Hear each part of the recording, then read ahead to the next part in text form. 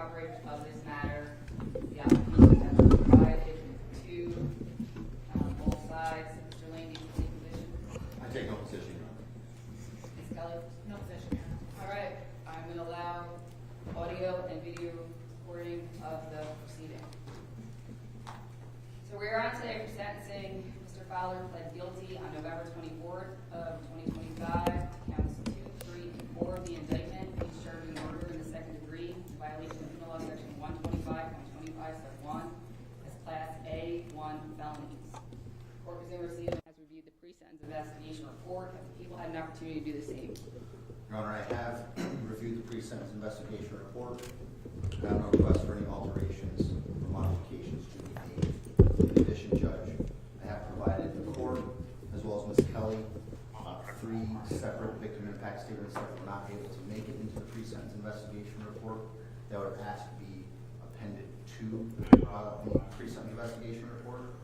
Additionally, Judge, there are members of the victims' families who are present who would like to give impact statements today at the court's behest with respect to that. Ms. Kelly, did you have an opportunity to review the PSI? I did, Your Honor. No factual corrections. Any objection to having the statements attached? No, Your Honor. So those will be attached. People wish to be heard with regards to victim impact statements now? Yes, Your Honor. All right, let's go forward with that.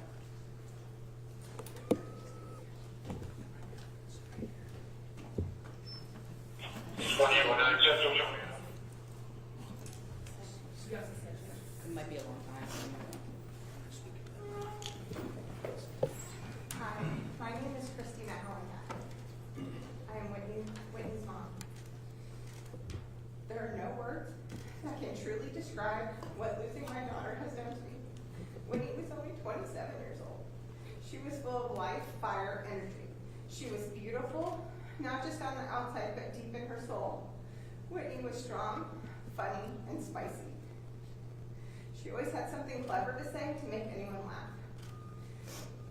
At the same time, she had the most gentle and loving heart. She deeply cared for others, especially the elderly. She had a rare gift of making people feel seen and valued.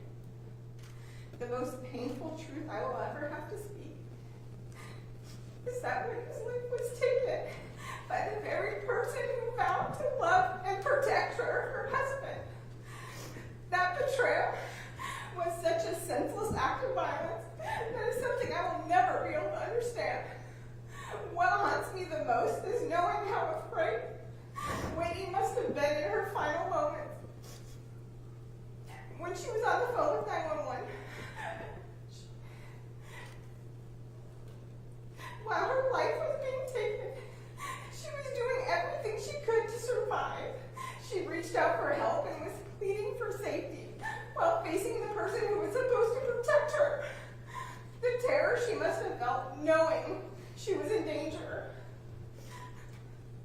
Desperately asking for help, realizing it's not coming. This is something that will stay with me for the rest of my life. As her mother, the thought of my child's final moments in fear are unbearable. No one should ever die that way. No daughter, no wife, no human being. Whitney was not just a victim in those moments, but she was brave. She was fighting to live, and knowing that she tried so hard to survive, yet her life was still taken is a pain that I carry with me every single day. That day Whitney was taken from us, my world was shattered. There's not a single day that goes by that I do not ache for her. I still reach for my phone to call her. I still think of things I want to tell her. I will never get to see her become a mother and chase her dreams or grow into the life that she deserved to have. Every future moment that we should have had and shared was stolen from us. My heart will never be whole again. Whitney also leaves behind 2 sisters who loved her beyond words. They did not just lose a sister, but they lost a piece of themselves. Watching them struggle with her absence has been heartbreaking. They miss her. They miss her presence. They miss her love. Our family will never be the same without her. I would give anything to hear her voice one more time. The pain of losing a child is unbearable. Losing in her such a cruel way and violent has left a wound that will never heal. A part of me died that day. Every holiday, every family gathering, every quiet, ordinary moment reminds me that she is gone. There is an emptiness that nothing can fill. Whitney did not deserve that. She deserved to have a long, happy life and be surrounded with love and laughter. The same way that she gave love freely to others, I will spend the rest of my life honoring Whitney and speaking her name. My hope is the court understands the magnitude of what was taken. Not only for me, but her sisters, our family, everyone who loved her. Whitney was light, she was love, she was my baby, and she is gone. Thank you for allowing me to share.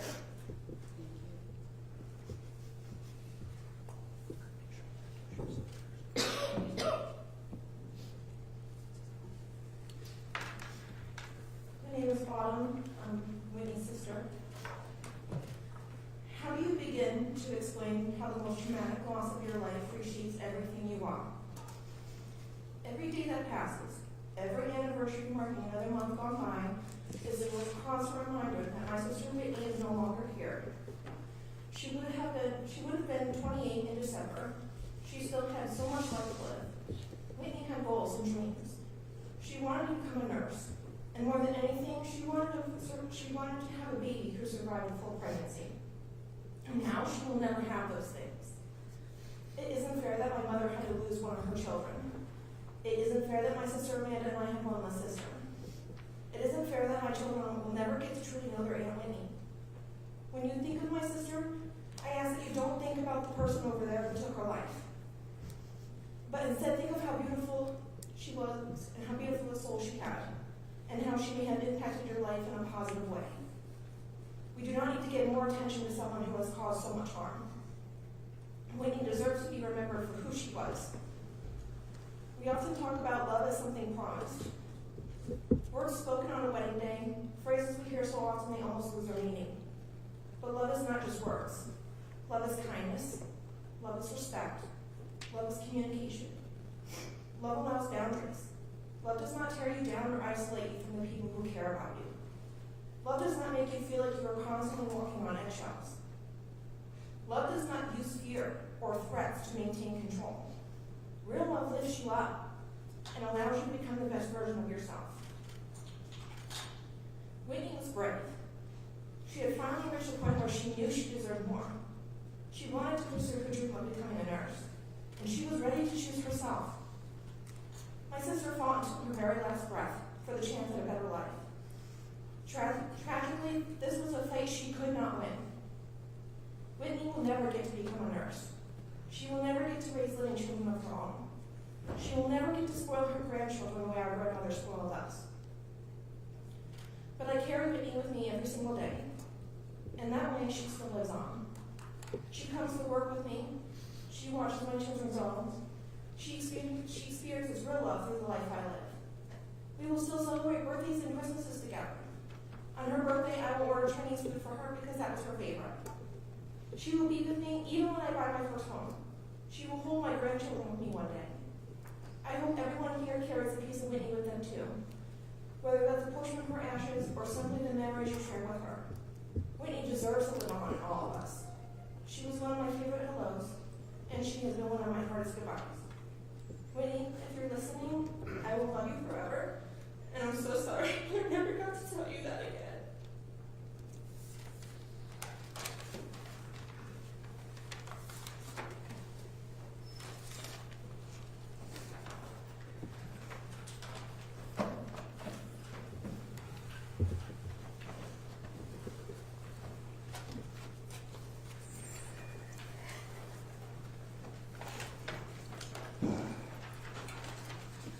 Thank you for letting me passing. My name is Wayne Lundgren. I am the father of Whitney Lundgren.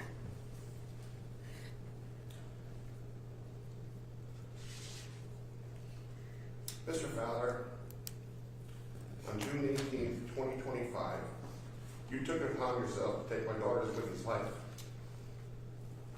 Not only did you take her life, but that as well as your own father's life and your grandmother's life.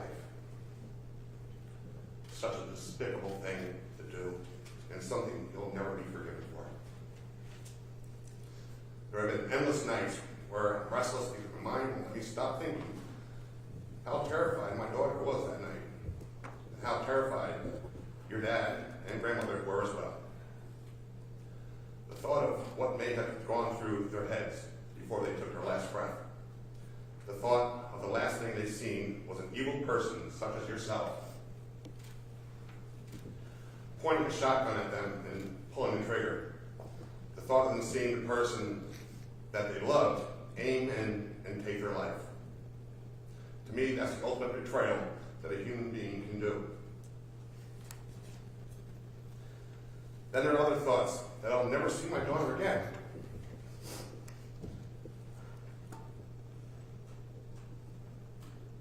I'll never be able to wish her a happy birthday, or have another silly argument with her again, or even be able to give her a hug again and tell Whitney that I love her. There have been days when I have a loss of appetite, days when I just break out bawling my eyes out, days that I ask why and how could you do such an unthinkable thing? I understand that all of us do something wrong, but what made you think pulling out a shotgun was the smartest thing to do? What made you think that pulling the trigger on someone that once adored you was a good idea? What were the reasons to do such heinous acts of violence? But you know what? I actually don't want answers to those questions. But I know eventually you'll have to answer to a higher power. Here's food for thought. By the time you get out of prison, I'll be long gone. But I will have lived a happy, free life. As for you, a life behind bars. I wish we were meeting under better circumstances. However, this is what you chose. The only thing I can say without using profanity or derogatory remarks is, please rot in hell. Please live the rest of your life in misery, and please have a very painful death. Just like the death you gave my daughter Whitney, in which she never deserved. I'll be long gone by the time your prison sentence ends, but just know I'll be waiting for you on the other side for when your time comes and you take your last breath. On that note, Mr. Fowler, I bid you good riddance. I hope the misery that you created haunts you for the rest of your life.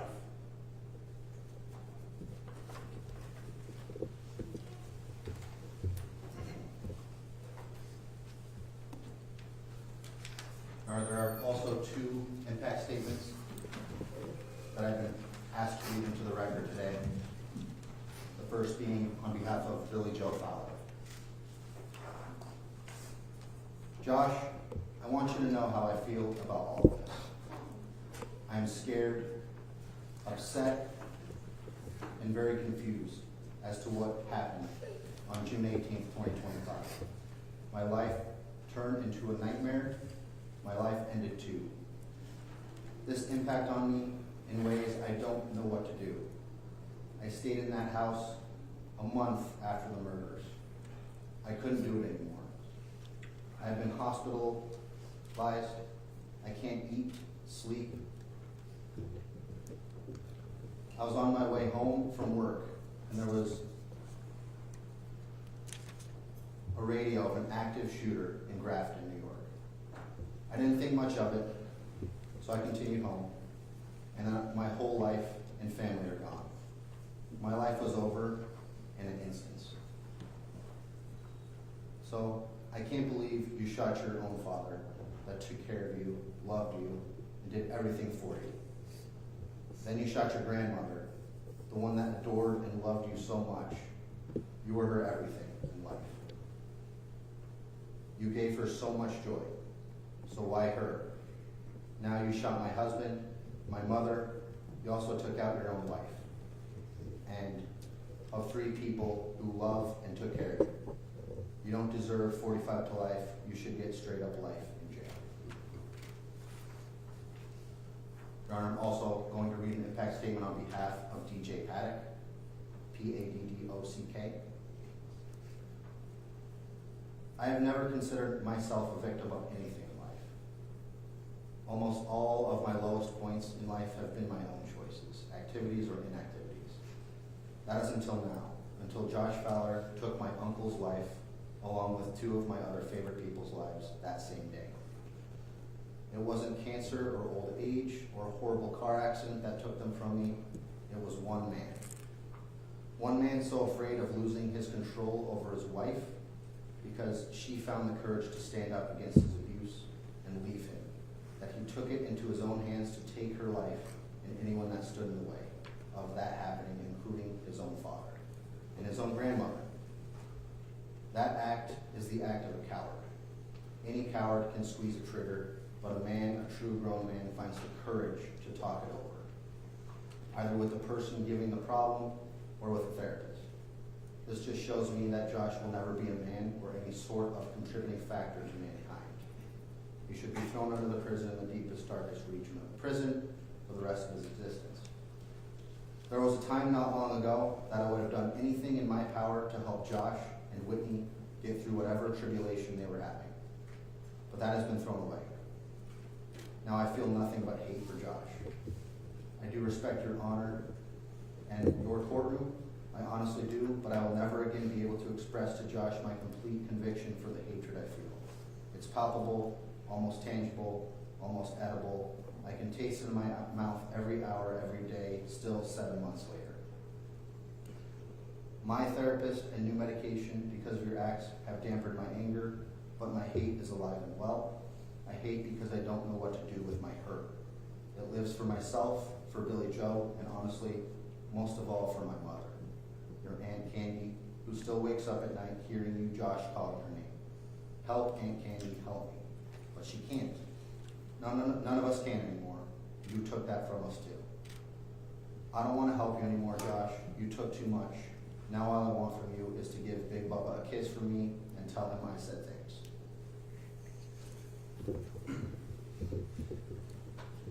People should be heard any further. Yes, Your Honor. Your Honor, it goes without saying that this is a horrific case. In a matter of minutes, the defendant took 3 people's lives in minutes. Fired at close range with a gun. Oftentimes, I'm only able to speculate as to how Whitney, how Wilson, how Anita felt in those last moments. But in this case, it's a little different. Whitney was brave. She dialed 911. And in dialing 911, I'm able to hear how she felt. I was able to hear the fear in her voice minutes before the defendant took her life, took the life of his father and his grandmother. No amount of time can make that go away, the impact that it's had on the family, Your Honor. But with this disposition, we're able to bring closure for them and an end to this legal process. Thankfully, the members of the New York State Police and the Sheriff's Department, Your Honor, they acted so quickly and carefully that we were able to bring justice to the defendant for what he did to them, to hold him accountable for his actions. So we ask that the court sentence Mr. Fowler accordingly, Your Honor. As to count 2, murder in the second degree, 25 years to life. As to count 3, Your Honor, murder in the second degree, 20 years to life to run consecutively. And as to count 4, Your Honor, murder in the second degree, 25 years to life to run concurrently with an aggregate total of 45 years to life. There's no legal cause why sentencing cannot move forward. Accordingly, nothing further from the people, Your Honor. Kelly, you should be heard. Yes, Your Honor.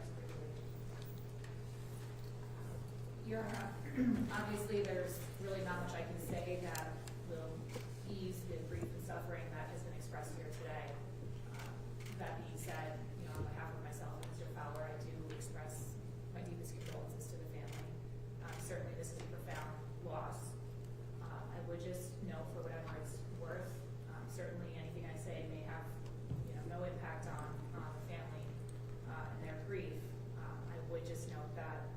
Fowler has been ready to accept responsibility in this case pretty much from the start. This was not a situation where he, fought tooth and nail to try to get out from under this case. The only reason we were not in here accepting responsibility sooner was because I had a job to do, the district attorney's office had a job to do, and we did our jobs, and soon after we were in a position to start negotiating. Very shortly thereafter, we were in here taking the plea. Mr. Fowler was, in his conversations with me, expressed sincere, what I believe to be sincere remorse and regret for his actions. He's also expressed his interest in, once he's in the Department of Corrections, receiving mental health treatment. He's focused on that. He certainly understands that nothing he says at this point can undo the grief and the pain that is felt by the family. And I'm sure he certainly understands the words that have been spoken to him today. And can certainly appreciate the profound grief and the impact that he had on so many people as a result of his actions. And so I did just want to note that in my conversations with him, he has, as I said, expressed extreme remorse and regret. And I would just note too that Mr. Fowler is not necessarily the most articulate person. And I think what's reflected in the pre-sentence report as far as certain comments that were interpreted by the probation department are not the way that he presented in his conversations with me. And so with that, I do know that I don't believe there's any legal cause as to why sentencing should not proceed, and we would ask that the court sentence him in accordance with the plea bargain. Mr. Fowler, you have a right to make a statement. Is there anything you want to say? Coward. First, I would just like to express my condolences to the family. Certainly there can't be a harder thing to have to live through as a group. Your bravery in coming here and speaking your truth is noted, is appreciated. I appreciate your words. I appreciate you introducing Whitney to the court and to the world. And I'm beyond sorry for your loss. There's nothing I can say to alleviate your pain, but I am truly sorry. Mr. Fowler, your actions are the most despicable actions that I have ever been involved in. And I've been involved in the criminal justice system since the 90s. What you have done to your wife, her family, your own family, I don't even have words to express my thoughts, to be quite frank. I'm going to sentence you as previously negotiated. With regards to count 2 of the indictment, you're going to serve a term of 25 years to life. With regards to count 3 of the indictment, you're going to serve a term of 20 years to life. With regards to count 4 of the indictment, you're going to serve a term of 25 years to life. Counts 2 and 3 will run consecutively to each other. Count 4 will run concurrently to count 2 and count 3.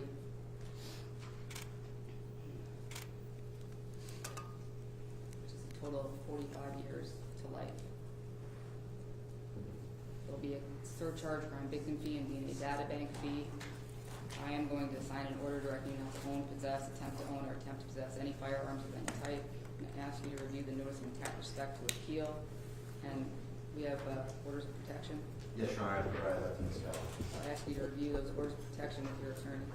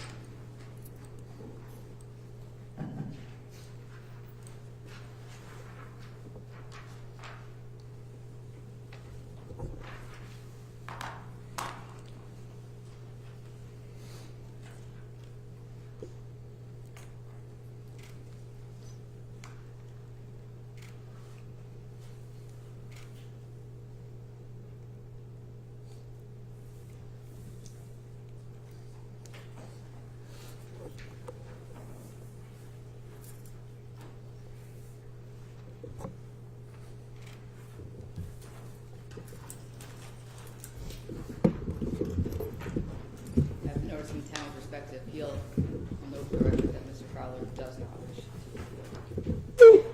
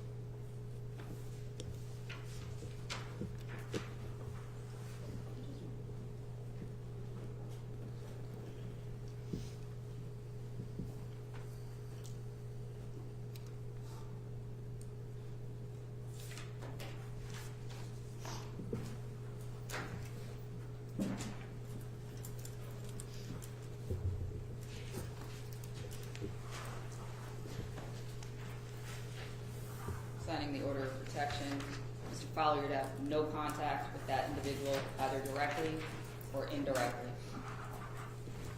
Anything further, other people? No, Your Honor. Anything further, Ms. Kelly? No, thank you. Defendants remanded.